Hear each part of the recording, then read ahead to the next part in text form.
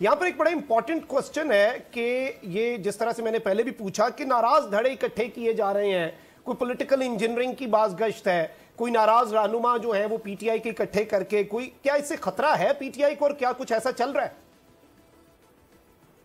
देखिए, मैं तो इस सोच का जो है वो हूँ कि सियासत में अगर एक भी कोई शख्स आपके खिलाफ है ना, अपना कोई बंदा, तो आप उसको जरूर अप्रोच करें और उसको चेक करें कि क्यों वो नाराज है, ठीक है ना। एक भी मुखालिफ नहीं होना चाहिए। लेकिन इस वक्त बयानिया इमरान खान साहब का, मैं तो पूरे पाकिस्तान में पढ़ा हूँ, अभी जो ज़मीनी इलेक्शन हुआ पंजाब में और केपी में, कराची में गया, बयानिया हमारा चल गया, कौम हमारे साथ खड़ी है और इंशाल्लाह वोट हमें पड़ जाएगा और सीटें हम निकाल लेंगे। लेकिन ये जो कुछ लोग मैनिपुलेशन की जो बातें चल रही हैं, ये ठीक नहीं है। लेकिन ये वो बात है जो हम नहीं चाहते। जो पॉलिटिकल इंजीनियरिंग वाली चीजें हैं ना, कि उधर कराची से एमक्यूएम इकट्ठी हो रही, या बाप जो है बलूचिस्तान अवामी पार्टी बाप को बगल बच्चा बना के पार्टी की गोद में डाल दिया जाए, यार ये चीजें जो है ना, ये फिर ठीक नहीं है ना। ये जो हम चाहते हैं कि फासला हो, और जो मैं अप्रिशिएट करता हूँ कि एस्टैब्लिशमेंट की तरफ से ये बात आई कुछ अर्सा पहले, पिछले आर्मी कमांड के नीचे आई थी कि